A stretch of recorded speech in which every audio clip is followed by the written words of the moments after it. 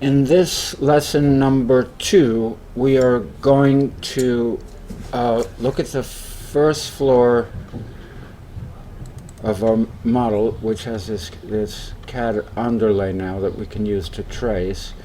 And we're going to measure the thickness. These green lines here are showing us the actual outline of the walls of the model. So we're going to measure those lines and come up with a wall thickness appropriate for the wall. From the annotate menu, I select an align dimension. I'm going to measure from one outside face to the inside face of that wall. Clicks in the center there. Let's pull out this dimension value so we can see it. We see that it measures about 8 5/8 of an inch. What we're going to do is come up with a wall type, and I will describe, because I don't have a board to write on for this video, but I'll show you an illustration of what the section looks like. So we have to come up with an exterior wall type whose layers add up to roughly 8 5/8 of an inch.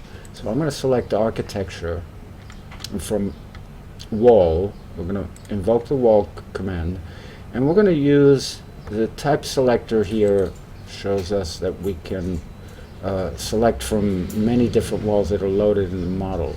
What we're going to do instead is stay with this generic 8-inch wall, and then use the type editor.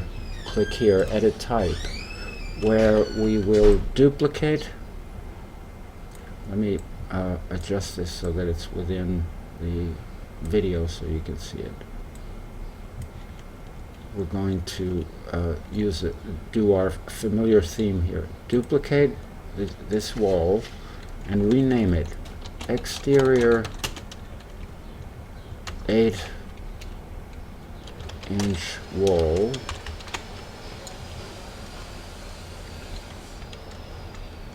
and then we're going to modify its properties. So I'm going to go into the structure editor for this wall, which shows us the layers. This little preview window also indicates in a little plan preview of what the outline of that wall is going to look like. Notice we have an exterior side and an interior side of wall. At the center is a default value for a structure. So I'm going to describe what we're going to use for layers here. We're going to want the center to be a 6-inch metal stud. So I'm going to change that value to 6 inches and go into the material selector here, which is going to invoke the material interface.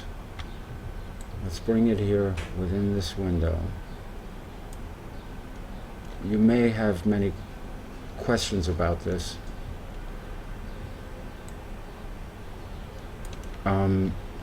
So here we select the material of which that core is going to be constructed. Notice I can filter materials by their types. I want to select a metal, and let's decide that this metal stud layer will be an approximation, reasonable approximation of what the material composition ought to be. Let's hit OK. So we have 6 inches of metal stud layer material, right? Let's select that layer and insert a couple more layers. Click twice on insert, and you'll notice it created 2 more structure layers. We're going to move these to the exterior and the interior side of the walls. So let's select the first one, click on up, move it up, select the second, click down, down to move it down. Let's change it from structure to finish, because the function is actually going to be a finish on the outside and then a finish on the inside. And for the outside finish, I'm going to use 2 inches of some type of stone. Okay, so these could be stone panels, it could be some rusticated stone material that is affixed to the structural metal core layer on the inside. The precise process by which that is done is beyond the scope of the discussion here, but try hard to follow along with it. So I'm going to select a material that's appropriate now, approximately for that exterior material. There's nothing really here in masonry that's going to suit. I'm going to select something from concrete. Let's just call it Precast Concrete. There may be a material manufacturer like granite that has granite panels or other stuff like that, but that's this will do for now. Let's hit OK there. So we have 2 inches of a finished material on the outside. On the inside of the wall, we're simply going to have 5/8 of an inch of good old gypsum wallboard. That is easy enough to find. They're arranged alphabetically here. Gypsum wallboard. Okay. So you'll notice in this preview of the wall, our material selections are modeled graphically, so we can see what the wall section looks like in plan. It also shows you a sectional view, which you can zoom into. The plan will be sufficient for that. It isn't necessary to do anything with that. And notice it also adds up the total thickness based on the sum of the thickness of these layers. Let's hit OK. So now we have an exterior wall that we can use to trace around the building. That wall is loaded into the type selector here.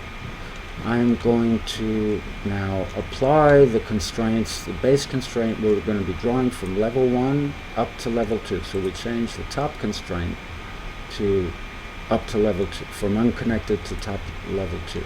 And we're going to change, notice that the wall height is adjusted in this green context menu.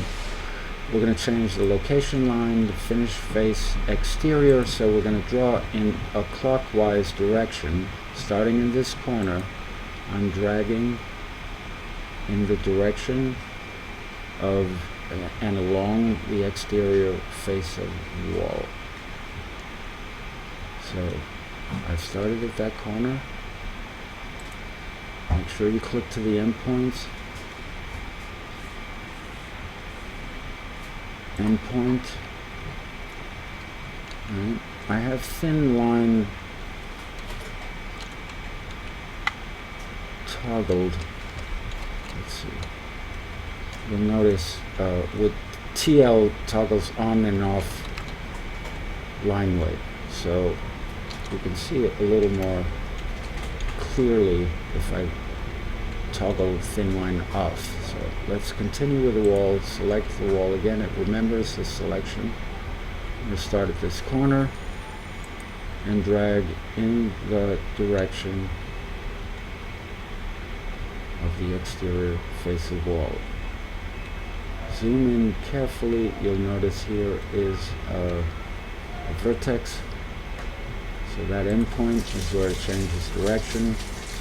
I'm going right around the entire model. It's very important to snap to those endpoints. There.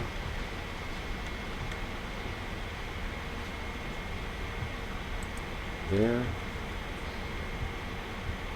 front of the building here. Now it's going to intersect some existing walls. Don't let that worry you. The important thing is to snap to the endpoint, click, continue to drag to the next endpoint, click and drag to the next intersection. I missed it slightly there, as you see it doesn't align. So I'm going to, I simply escaped, go to architecture wall, zoom in on the endpoint where we want to continue, and then drag in the direction of that, where that wall changes direction. You can see that the exterior face of wall is now aligned. Okay.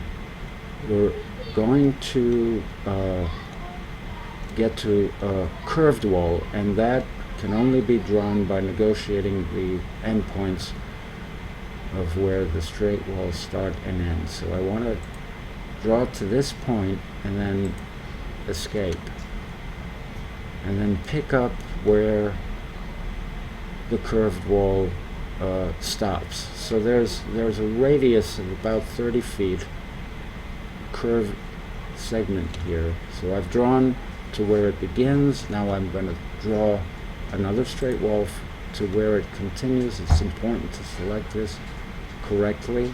It's the intersection of this tick. Drag in the direction of the drawing, and then escape or modify. In the next lesson, I'm going to show you how to draw the curved segments between these 2 points. You can see now, if I go to a 3D view, it basically will turn on shadows briefly, just to show what it is that we've done, and you can see that the walls I've drawn are on the exterior of the building. We're going to complete this curved segment in the next lesson.